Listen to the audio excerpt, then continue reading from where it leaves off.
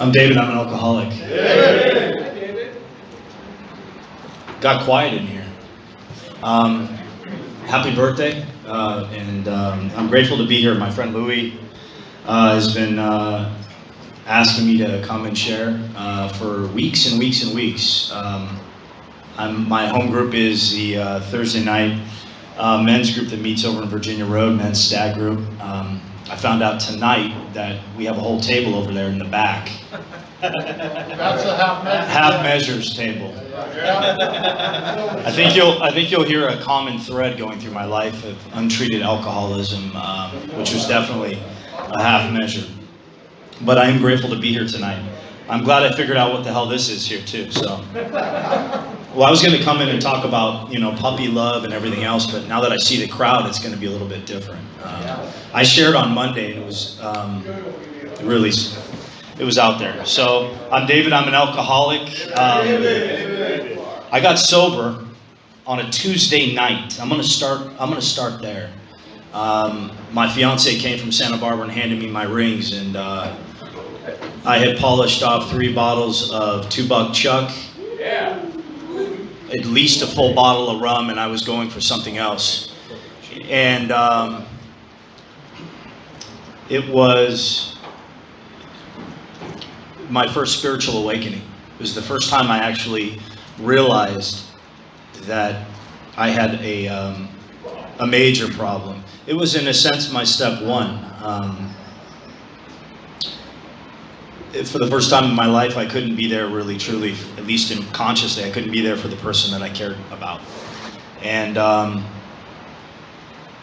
she had taken off, and I hit the ground. And I was reading in the daily reflections today about this experience where we get pushed up into the chair, and that's exactly what happened to me. I took a swig, my last swig of wine, and I reached out to a friend of mine who lived in West Hills. And he managed a house for a lady with almost 50 years of sobriety before she passed. And she had been very casually 12-stepping me for months. I was sitting around a table enjoying God knows what, and I've drank for 20 years. I drank for different reasons, and I've done a lot of geographics, lost a lot of jobs, spent some time in jail, which I don't recommend. If you're in here tonight and you're sober, I'd like to think that you can separate truth from false. You have a choice. And when I first got sober, I learned in a meeting in Malibu that we don't have to drink or use no matter what. And I remember driving down PCH a week after, and that flooded through me. So I got into AA on April 7, 2016. It was a Thursday. And I haven't looked back. I went to 6 meetings a week for a year and a half. I lived in Monterey Park, where I still do, and I drove to West Hills for several meetings. I also drove to Malibu. I took the suggestion of my sponsor that I asked to sponsor me 5 weeks into the program. I knew the way I drank. I knew that sitting in a chair and coming to meetings wasn't going to do it. I had to go all in. And I took the suggestion the book talked about, where I put everything I used to put into my drinking into recovery, into the steps. As it outlines, if I was fearless and thorough from the very start, I would have a life that I couldn't imagine. Those promises have come true. I didn't come here to get laid, and I didn't come here to make money. I came here to figure out why I was dying, and I learned what the solution is. I'm going to get into that in a bit. I thought it was really cool that we actually get to look at the principles.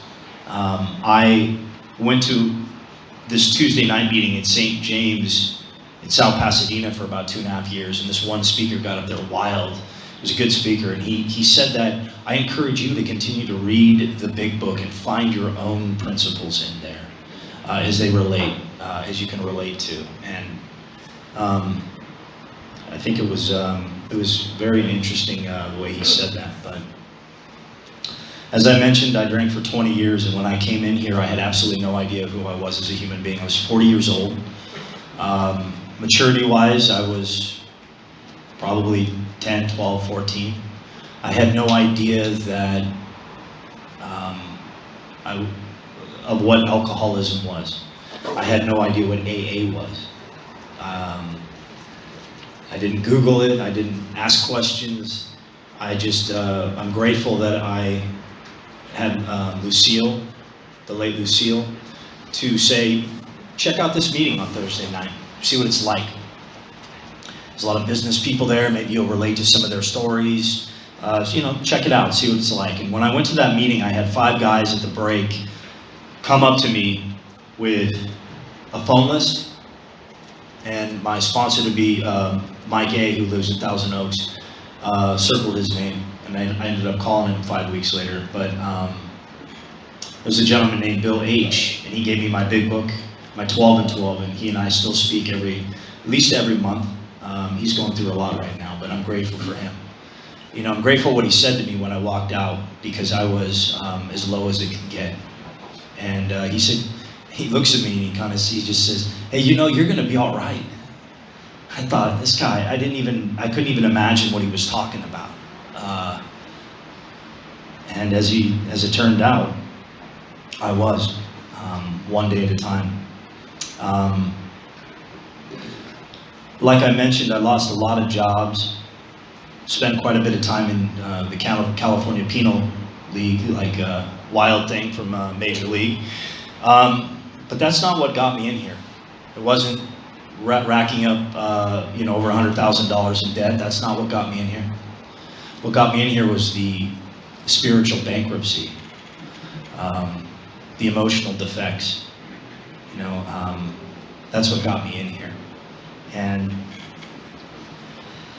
I went through the steps with my sponsor in 9 months, and I was as fearless and thorough as I could be. I took 5 weeks on step 4, and I wanted to talk about the steps tonight because on Monday's share, which was a disaster zone, I didn't.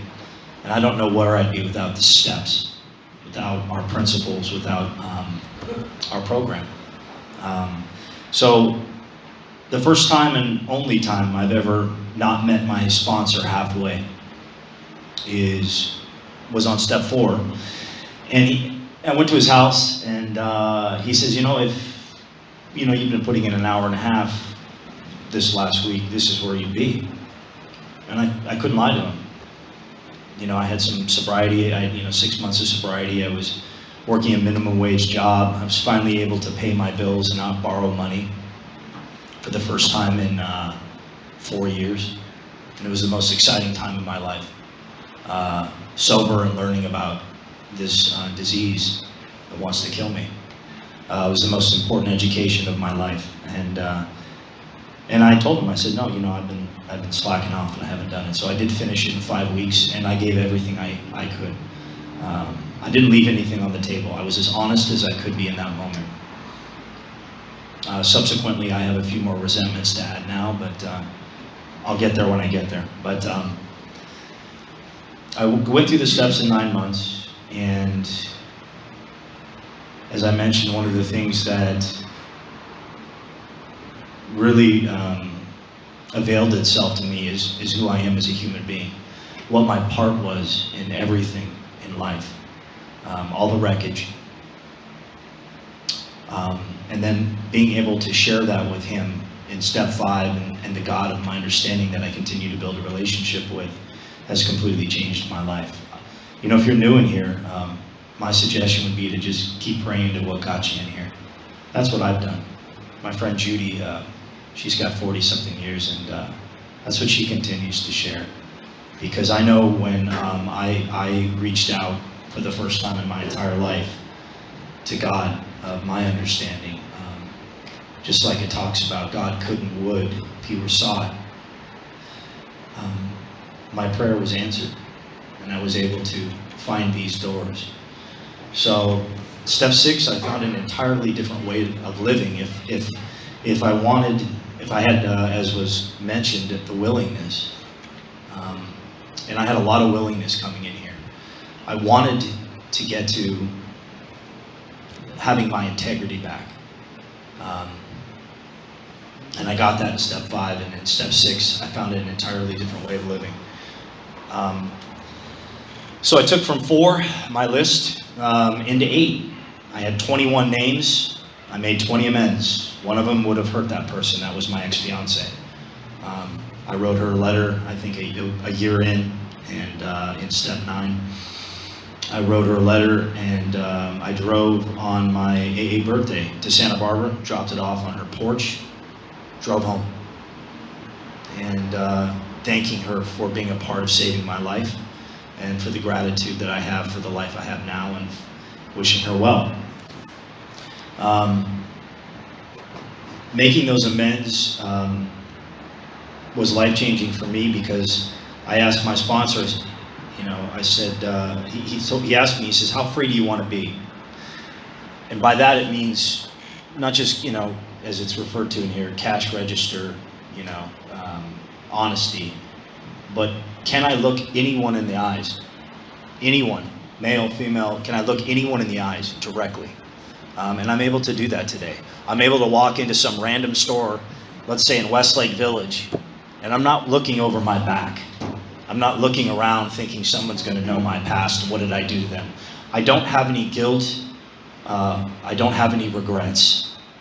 And I've never made an apology for not having an awareness to untreated alcoholism. But I have made my atonements. One of my atonements that was very, very powerful was driving to Santa Barbara, making that atonement to my fiance's father, who I found out was no stranger to these rooms either. We used to drink a lot. So that was a powerful one.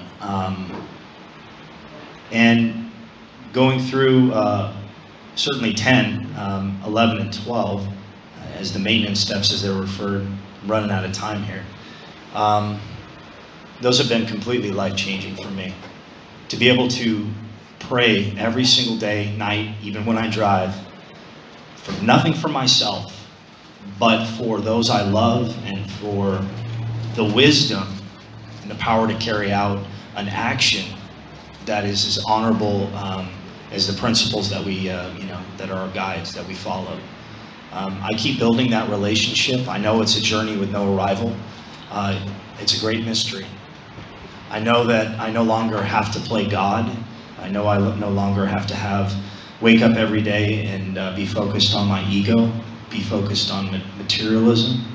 I know there's no answers there. I know the only answers are really in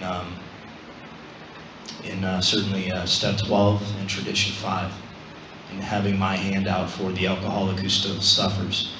I lost my job during COVID, and that's when the steps really kicked in for me, and I wanted to share that because I had a couple choices. I could feel sorry for myself, or I could be amongst the living and everybody else experiencing a global pandemic and everything else. So I went back to school after I finished college because of AA. I went back to school, expanded my career, and had a lot of fear. I had a lot of things that were, a lot of that self-critic came back. I can't do it. I can't do it. And I just kept praying, and I just kept pushing. And I knew that if I took the test and I didn't pass, I knew by taking God into that room, into that test that I had studied 4 months for, I knew that just by taking the action, I was doing something right. Just taking the action, staying out of the results, which I try to do daily. And I ended up passing the test. And I'm not up here to pitch a business pitch and talk about careers. That's not why I'm here. But what I wanted to share was that I met the gentleman through AA, through another gentleman. And it's incredible how we reach out to one another when we feel like there's an opportunity to be useful, to be effective in our fellowship. And I'm grateful for that opportunity. I don't feel like anything happens in God's universe, as it's talked about in the Big Book, by accident. I don't think it's an accident that I met Louis.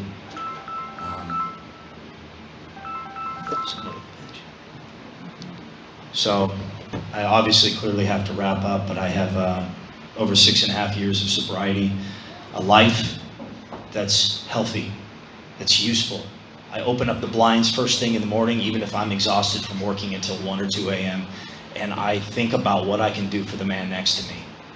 And I'm grateful. I'm grateful that AA has taught me to be in service in here and outside in the rooms, and it helps me get out of my head and helps me be a human being. And I'm grateful for that. I'm grateful for the opportunity to share my story tonight. It's definitely a ramble, but that's it. So.